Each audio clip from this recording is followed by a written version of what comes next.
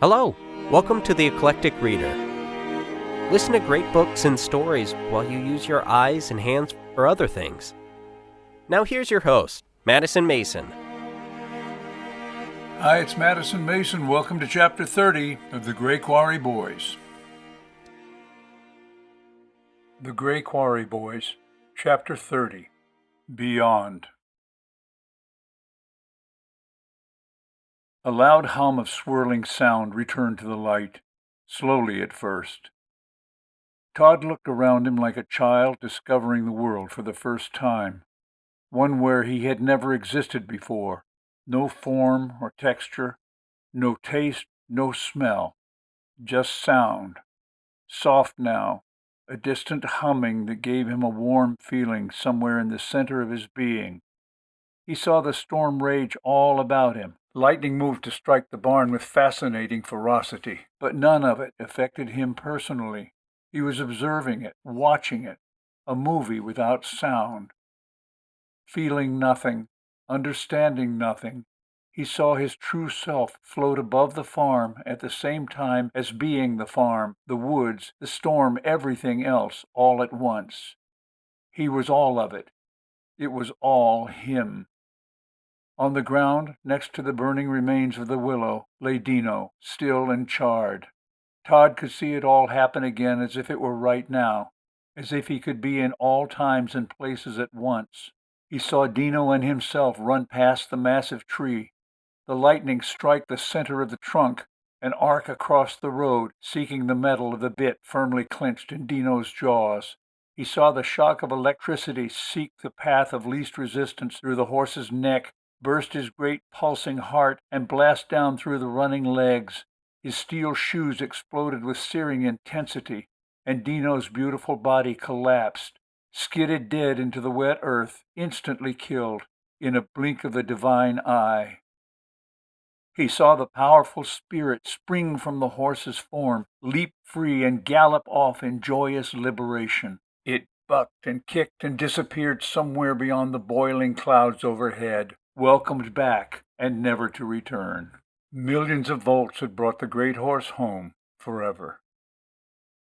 Todd looked for his own body but didn't see it anywhere. Somehow it didn't matter. He started to drift, to move away, to float higher, and give up attachment to the scene below. But something pulled him back, refused to let him go, tugged at him from within his disappearing past. He looked into the center of his self and saw the light snaking out like a shining rope somewhere off behind the smoldering ruins of the blasted willow. He shifted awareness and found his self floating over himself, his body thrown on the ground 20 feet from the tree and dead horse. His body lay on its back, not moving, still and cold, for all appearances dead. A tube of swirling light was still connected to his stomach, and he realized that he was all spirit now, but not yet free. Chained to a broken body, he wondered what was he to do next. Should he wait here for orders or take matters into his own hands, and if so, what hands? He'd never been dead before. He didn't know how to do it right. And all the time he was looking down on his cold body lying in the rain. He panicked. Suddenly he was all over the place. He was in the barn, watching poor Willie dead. Then he was in his room reading. Now he was hovering somewhere in the corner of Anna Ray's house, while she sat silent and sullen as her children played on the kitchen floor. Then Willie's spirit was there, telling him it was not his time yet. Go back. He couldn't see Willie, nor could he hear, but Willie was there, telling him, "It's all right, boy. You go back now, son." Then suddenly he was in his parents' bedroom, and old Doc Crow was there. Doc Crow, who sewed up Todd's hand that one time, all the while talking about doing his internship in the army in Belgium in the First World War, and having plasma bottles shot out over his head by Germans while sewing up wounded soldiers in the medical tents. And here was Doc now, his foot against Dad's chest as he yanked Dad's dislocated arm back into its shoulder joint, and Dad screaming in pain. Dad, who never let his pain show, screaming while Mom watched, helpless. Todd tried to speak to his father, tell him it was all right, death wasn't so bad. but no one was paying any attention to him, and the words weren't shaping in his mouth. Suddenly Todd felt scared and lonely. He realized he was in some other world, and it was agony. He reached out his energy for them, but they couldn't feel it. Too much was happening there for them to hear. He realized it, a voice from beyond. Now he knew what beyond really meant. He was beyond.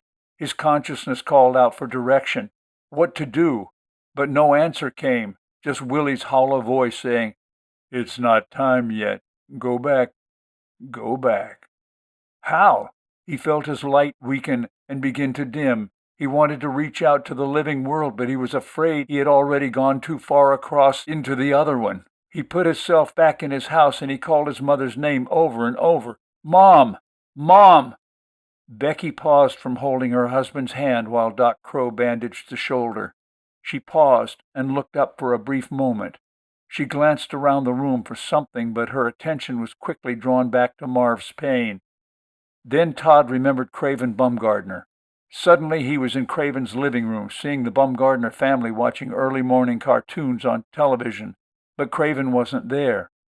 Todd floated into Craven's bedroom and found him asleep, dreaming dirty things about Sherry Lee Simpson. He went in Craven's dream and looked at him. Craven caught, red-handed, grinned stupidly. "Todd, how's it going?" Craven asked him in his dream. "I think I'm dead, Craven. I'm dead and nobody knows. I'm lying in the grass over by the big willow tree." "No, man, you're right here. I can see you." "Shut up, Craven, and listen. Get up and go right now and call my house." "No, I'm asleep. Leave me alone." "Yeah, you leave him alone, said Sherry Lee Simpson in a weird voice that echoed. She covered herself with her rumpled gingham dress, her knobby knees showing need of a bath. "You put on your clothes and get out of here, Sherry Lee Simpson, before I tell your mother what you're doing," Todd snapped, annoyed at having to fight her for his life. Sherry Lee Simpson sneered and evaporated, and Todd turned to Craven. "Listen here, Craven, you owe me a lot. Now get your butt up and go call my house and tell my mom to look out the kitchen window at the old willow tree in the pasture. You hear me? The old willow tree in the pasture. Come on, Craven." Craven Bumgardner's dream popped, and suddenly Todd was floating in his room, where the rumpled, sleeping Craven pulled himself into a sitting position and stumbled into the living room, eyes closed. He walked through the room like a zombie in a movie, stepping on his sister Lulene's hand on the way to the kitchen. She shrieked in exaggerated agony and sprang from the floor to wreak revenge, but lunged through Todd's spirit as it followed her brother. Lulene reeled back and shuddered in horror, as if she had seen a ghost. Then she burst into tears and ran from the room, not knowing why. "Why, Lulene, what on earth?" was all her mother could say to such peculiar behavior. She went back to Mighty Mouse and in seconds was laughing again. In the kitchen, Craven, sound asleep, lifted the phone and dialed Todd's number. Todd could see his mother come downstairs for the phone at the same time he was watching Craven on this end. His mother picked up the phone, and the line came alive. "Hello," his harassed mother breathed. The doc entered the room as she answered. Todd could see that he looked tired and drawn as well. "Miss Kyle, this here's Craven. Look out your kitchen window at the willow tree." "In the back pasture," Todd prompted Craven's mind. In the back pasture." "Mom! It's me, Todd. I'm dying, Mom. Help me, Mom. Help me." Todd's voice was coming out of Craven. "Look out the kitchen window. I'm under the willow tree. The big one in the pasture, Mom. Mom." Todd's phone went dead on the other end as Craven's fat mother Bonnie stood in the kitchen, mouth open, staring at her somnambulant son. "Craven? What on earth?" In the same instant, Todd was back at the tree and could see Becky rush to the windows over the kitchen sink and look out. He heard her scream, "Todd!" and saw her come running out into the rain, followed by Doc Crow and Marv, his arm in a sling. Becky Kyle ran through the field, all thought for her safety forgotten. Tears mixed with rain painted her face, and she called Todd's name over and over. "Todd! Oh my God, Todd!" Horror propelled her through the field to the scene of carnage, where she screamed, "Oh no! Oh my God!" and fell on her knees beside the unmoving form of her only son. She grabbed his limp body in her arms and hugged him to her as if she could somehow force the life from her body into his. She rocked him back and forth in her anguish, and it was all Marv and Doc Crow could do to pull her away so the doctor could examine the boy. Tremors racked her frame, and she cried silently and deep, her mouth forming again and again the words, "Oh my God, what have I done? What have I done?" Doc Crow came alive. The old physician quickly discovered that Todd had suffered massive electric shock. More important, he'd crushed his epiglottis, his Adam's apple, in his fall. His throat was constricted and his body strangulating from lack of oxygen. With surprising speed, he pulled a scalpel from his leather bag and sliced a hole in the place where Todd's collarbones came together. He cut the rubber tube from his stethoscope, forced it down into the hole, and started blowing into it. Todd's body was cold and gray. For several minutes, the white-haired old doctor worked on the boy, but nothing seemed to help. Todd was dead. It was clear to everyone.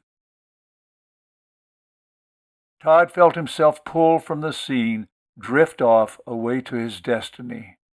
But something felt wrong, painful about this. He didn't want to go.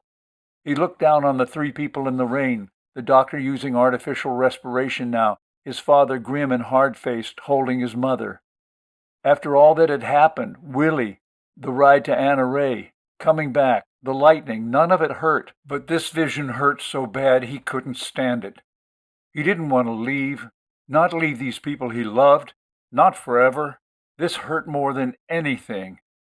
Suddenly his mother looked right up at him, right there in the air as if she and only she could see him.